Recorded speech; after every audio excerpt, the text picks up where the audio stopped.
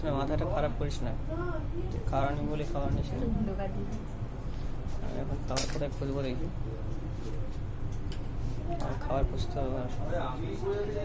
বিরিয়ানি নিয়ে আসি একটা। চাচা চাচা আছে।